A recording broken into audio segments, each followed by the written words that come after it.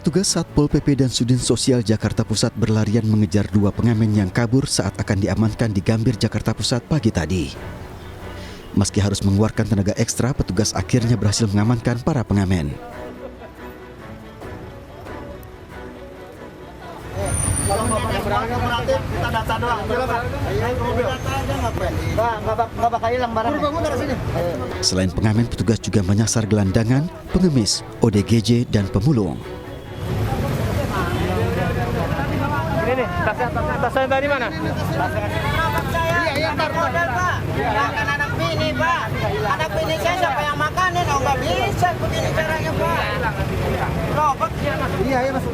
Seorang pemulung sempat marah karena tak terima gerobaknya ditinggalkan begitu saja. Razia digelar karena maraknya penyandang PMKS di ibu kota. Selain itu, mereka dinilai meresahkan karena kerap meminta uang kepada warga. Selama ini ada beberapa titik di wilayah kita sangat meresahkan, terutama pengguna ruko atau pengguna jalan di titik lampu merah. 21 PMKS diamankan petugas dalam razia ini. Mereka akan dikirim ke panti sosial untuk dibina dan mendapat vaksin COVID-19.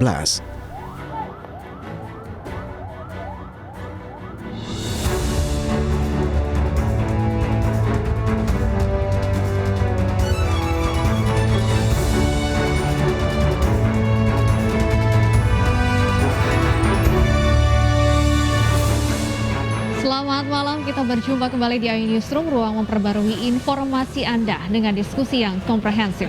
Saya Stefani Patricia. Kita awali AIU Newsroom hari ini dengan informasi dua kendaraan travel bertabrakan di Jalan Buntu, Banyumas, Jawa Tengah. Warga menyelamatkan dua supir yang terjepit.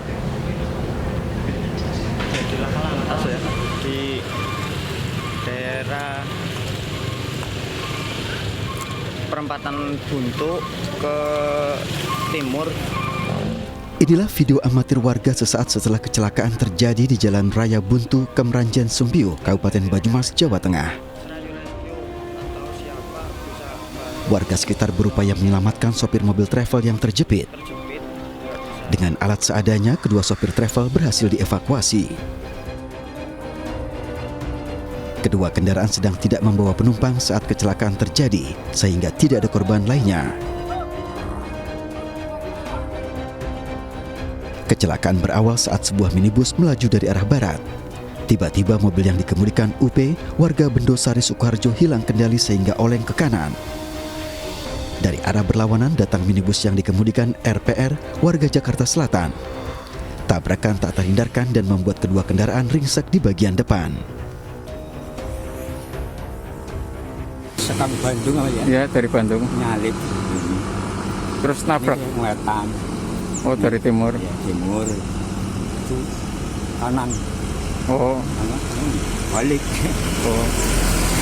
Terus nabrak apa? Mobilnya jengking itu. Kedua korban dibawa ke rumah sakit terdekat, sementara polisi masih menyelidiki penyebab kecelakaan. Dugaan sementara kecelakaan terjadi karena minibus kendaraan travel alami selip ban.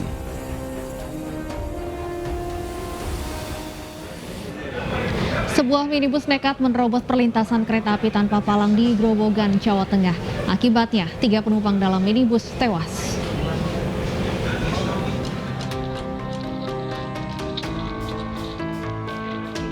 Tiga orang tewas setelah mobil yang ditumpanginya tertabrak kereta api barang di perlintasan tanpa palang pintu di Desa Medani, Kecamatan Togowanu, Grobogan, Jawa Tengah. Warga berusaha mengevakuasi jasad korban yang terjepit di dalam mobil. Sementara 2 korban lainnya terlempar keluar mobil sejauh 5 meter. Kejadian bermula ketika sebuah mobil melintas di perlintasan tanpa penjagaan. Di saat bersamaan melaju rangkaian kereta api barang, namun dihiraukan pengendara mobil dan tetap menyeberang rel. Akibat dihantam kereta, mobil terlempar sejauh 20 meter hingga terguling. Sudah suara kereta, klakson sudah keras sekali. Tapi saya di rumah ya kaget lah, tiba-tiba jeder gitu. Saya keluar kok nggak ada, terus ada anak sekolah, sana Pak, sana. Itu sempat terseret berapa meter ini? Kurang lebih ya 20 meteran ya. Berapa orang di dalam tadi? 3 orang. Kondisinya gimana tadi? Kondisinya Ketiga korban dievakuasi ke kamar mayat Rumah Sakit PKU Muhammadiyah Gubuk, Grobogan, Jawa Tengah. Perjalanan kereta api barang sempat terganggu akibat kerusakan pada lokomotif usai kecelakaan.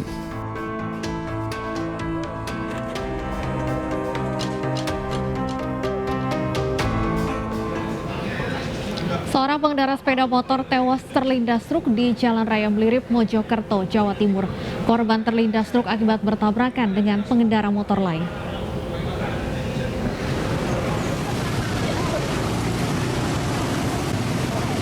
Kecelakaan antara dua sepeda motor menyebabkan satu pengendara meninggal dunia.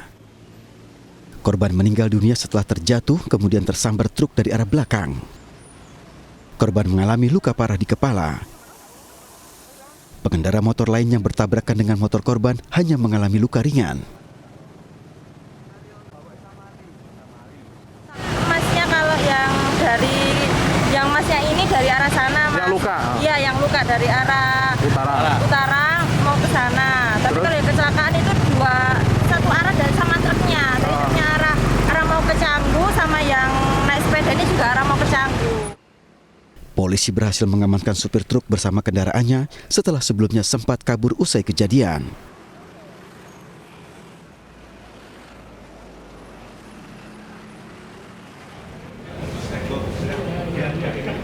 Salah satu orang tua korban keracunan nasi box mengaku mendapatkan intimidasi dari pria yang mengatasnamakan PSI.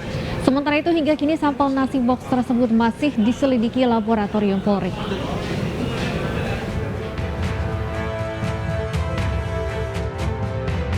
Kasus keracunan box nasi kotak pemberian PSI berbuntut panjang. Dina Manata, salah satu orang tua korban, mengaku didatangi oleh 2 orang pria mengatasnamakan dari PSI. Dalam pengakuannya, Dina mengaku mendapat perlakuan intimidasi dari perwakilan PSI yang datang. Dalam kasus nasi kotak PSI, kedua anak Dina mengalami keracunan. Dina kemudian membuat laporan resmi ke Polres Metro Jakarta Utara. Sebelumnya, rombongan DPP PSI telah mendatangi RSUD Koja Jakarta guna menjenguk korban keracunan nasi box yang dibagikan kadernya. Dari 34 korban, 29 diantaranya sudah diperbolehkan pulang, sementara 5 lainnya masih dirawat.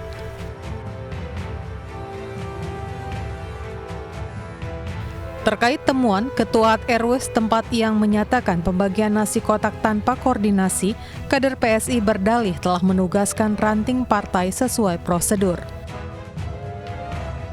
Sekali lagi saya mewakili teman-teman di PSI memohon maaf yang sebesar-besarnya, memohon doa supaya pasien yang masih di rumah sakit segera pulang, segera pulih, dan dapat bergabung kembali dengan keluarganya. Kondisinya untuk sekarang masih ada 5 pasien yang rawat inap, 29 sudah pulang, rawat jalan, yang rawat inap kondisinya stabil dan segera bisa pulang ke rumah. Pada Minggu malam, puluhan warga Lorong 19 RW 06 Koja Jakarta Utara dilarikan ke ruang IGD RSUD Koja karena sakit kepala dan mual usai mengkonsumsi nasi box. Ini makan aja, dimakan. Udah berasanya mah udah ini, malam jam 9. Baru Apa yang berasa. dirasa, Bu? Mual, pusing, muntah. Ini telur, tempe, sama buncis. Buncis sama kemangi. Kemangi, ya. Kemangi sama selada dan selada. Bu, itu dikasih sama siapa, Bu? Partai PSI apa? Hingga saat ini, penyebab keracunan masih dalam penyelidikan kepolisian. Sampel nasi box yang sempat disimpan warga pun telah dibawa ke laboratorium Polri di Sentul, Bogor, Jawa Barat. Dan pemirsa, untuk mengetahui perkembangan terkini sudah ada rekan kami Angelica De Vagam dari kawasan Koja, Jakarta Utara. Selamat sore Angel, bagaimana kondisi terkini para korban dan benarkah orang tua korban mendapat intimidasi? Ya, Stefani, pada Senin kemarin warga Jalan Lorong 19 RT 3 dan RT 6 di Koja, Jakarta Utara ini digegerkan dengan puluhan warga keracunan makanan yang dibagikan oleh Partai Solidaritas Indonesia. Ada 34 warga yang keracunan, ada 23 diantaranya sampai dirawat di rumah sakit hingga puskesmas terdekat, baik untuk rawat jalan ataupun juga rawat inap. Lantas bagaimana sejauh ini kondisi dari warga yang mengalami keracunan makanan tersebut? Bersama kami sudah ada Ketua RT 003, Bapak M. Sopian. Selamat malam, Bapak. Malam, Ibu. Ya. Pak Sopian, mungkin bisa diceritakan bagaimana awalnya warga Bapak ini menerima makanan yang dibagikan oleh Partai Solidaritas Indonesia atau PSI. Apakah sudah ada izin, Pak, kepada Bapak? PSI itu tidak ada izin, Bu, ke wilayah sebagai pengurus RT ataupun RW. Seperti itu, Ibu. Jadi awalnya mereka membagikan makanan ini seperti apa, Pak, hingga bisa sampai ke warga Bapak? Dia datang dengan spontanitas ke wilayah RT 03 RW 06 ini. Sudah gitu warga dibagi pakai masker dan dipoto satu-satu, gitu, Ibu. Iya. Lantas dari 23 ya Pak warga Bapak yang dirawat baik di puskesmas ataupun juga rumah sakit, bagaimana sejauh ini kondisinya? Apakah sudah pulang semua atau bagaimana, Pak? Warga saya semua alhamdulillah, Ibu, sudah pada pulang semua. Itu pun yang dirawat kemarin sampai 3 hari, itu sudah pulang tadi jam 3 sore. Dari warga Bapak yang dirawat mungkin Pak dewasa, pernah ada datanya Kak Pak, ada berapa yang anak-anak ataupun warga dewasanya Pak? Rata-rata anak kecil, Ibu, yang usia 12, ada usia 5 tahun dan usia 3 tahun sampai 3 tahun dan 2 tahun. Berarti ini artinya semuanya sudah kembali ke rumah masing-masing dan kondisi yang lebih membaik ya Pak? Alhamdulillah kondisi sudah membaik, Ibu. Oke. Baik, sejauh ini kami juga mendengar kabar Pak bahwa ada pihak PSI yang memberikan intimidasi begitu untuk tidak melaporkan peristiwa ini kepada pihak berwajib. Apakah Bapak sebagai Ketua RT mendengar kabar tersebut Pak? Saya tidak mendengar, Ibu, untuk yang ada dinyatakan oleh Ibu itu. Tidak mendengar, ya. Baik, konfirmasi tidak ada berarti ya Pak yang Bapak dengar mengenai informasi tersebut. Terima kasih Pak Sopian atas waktunya. Sama-sama, Ibu. Ya, demikian Stefani dan juga pemirsa wawancara kami bersama dengan Ketua RT 003 Jalan Lorong 19 Koja Jakarta Utara mengenai perkembangan terbaru kondisi dari mereka yang sempat keracunan makanan atas makanan yang dibagikan oleh Partai Solidaritas Indonesia pada Senin kemarin. Kembali ke Anda, Stefani. Baik, terima kasih Angelica Devagam atas laporan Anda. Selamat bertugas kembali. Pemirsa, polisi menetapkan 14 warga Cikedug, Kabupaten Garut sebagai tersangka pengeroyokan seorang pria yang diduga maling. Jangan kemana-mana, pemirsa, kami akan perbarui informasi Anda setelah jeda berikut.